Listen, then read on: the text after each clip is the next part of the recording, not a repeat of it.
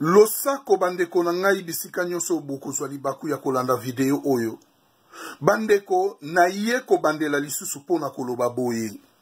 Na bamboka nyonso na mukili oyo ezalaka na ba révolution oyo balingaka base libéré na occupation. Na guerre ya agression.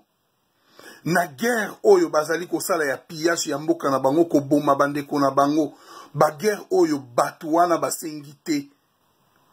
Ba imposer bango ya ko imposer ezalaka toujours na ba diaspora oyo basalaka ke ba libérer bamboka na bango wana.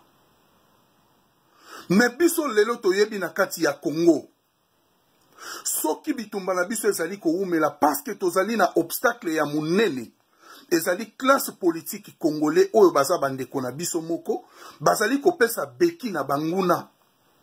Banguna ba utiliser bango lelo. Bakoma en face na biso bango banguna bazongi sima.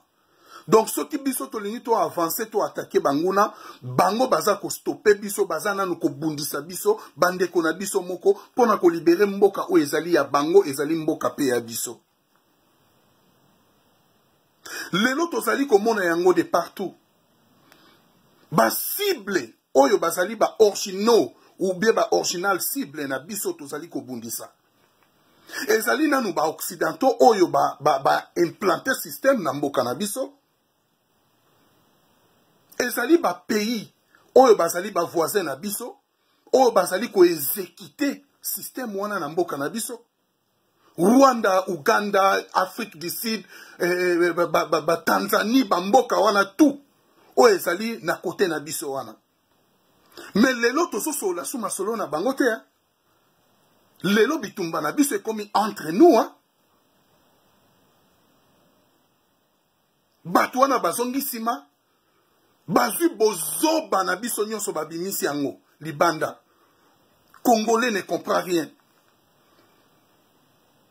Même problème, même situation ezali kosalama na Congo na katia ya mboka na biso. Même situation e awa na diaspora.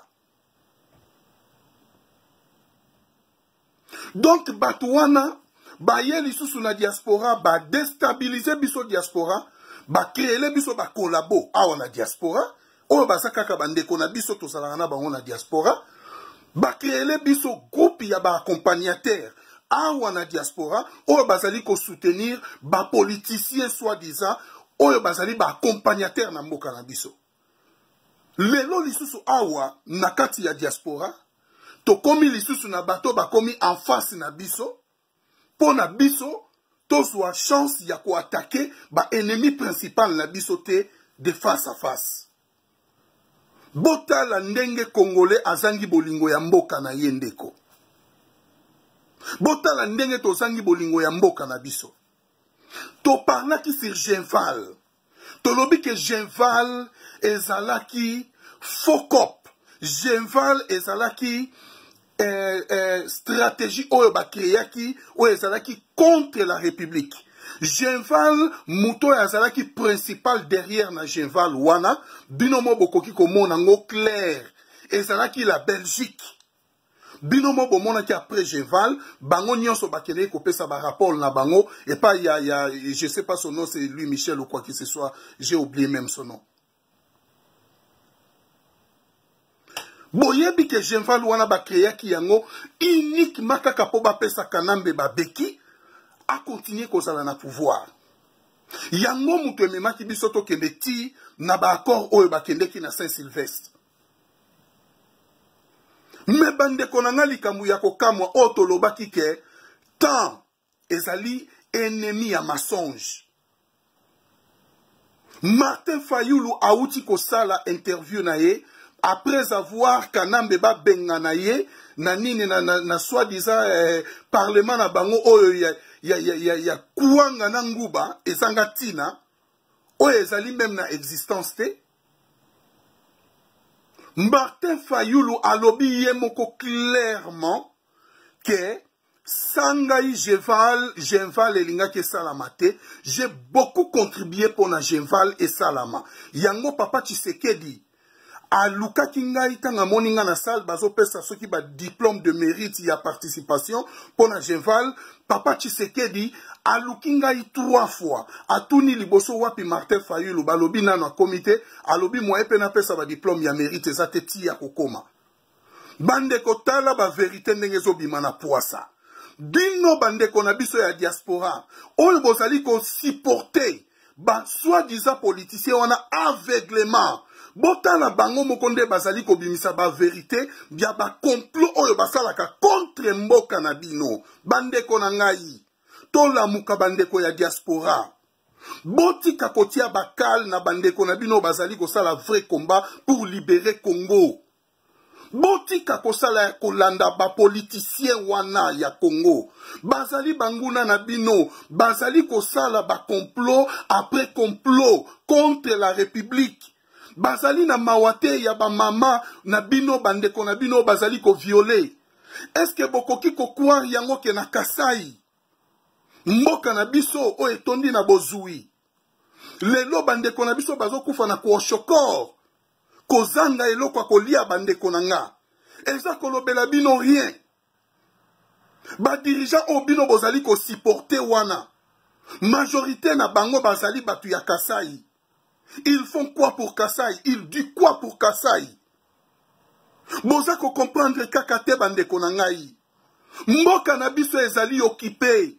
Bolo bakutu te ba politicien wana bayebi te bayebi yango. Mais ils font leur travail de l'occupation parce qu'ils jouent leur rôle. Bandeko bola mukaba diaspora. Histoire eko juge biso bandeko. Ngana za kobelela yango mikolo nyonso. Bandeko misusu baza kobelela yango mikolo nyonso. Biso ba Congolais to telema to libere mboka na biso. Totika kozala ba accompagnateur ya ba politicien wana. Totika kopesa bango ba beki po ba continuer ko boma bandeko na biso batikali. Totika kopesa bango ba beki po ba continuer ko soutenir ba ennemi na biso ba concrétiser plan na bango ezali ya balkanisation ya mboka na biso bandeko. Ezali déjà na ba province ebele ya biso esi échappé biso. Ezali na ba province ebele ya biso avant obenga bandeko na o bazali kuna il faut okoma préfixe ya Rwanda bandeko na nga nakati ya territoire congolaise. Bandeko tola muka pongi ya babebo bayebisaki biso ezalaki malédiction. Nzamba sala mukili na liloba. Tango moni un leader azolalisa bino pongi. Ezalaki azarte, et sa force. Et voilà pongi ezo continue bandeko. Tola muka. Totelema po na mboka na biso.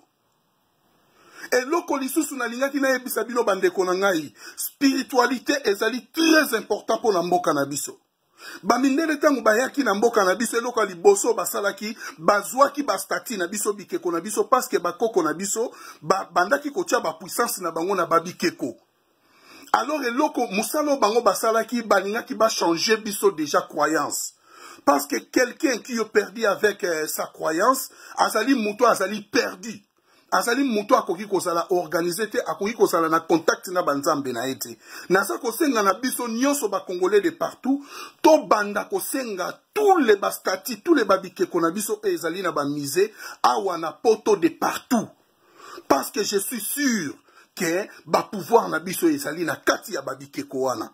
Batia yango na ba misé na bango awa. Ezali ya bango te ezali ya biso to banda kosenga yango.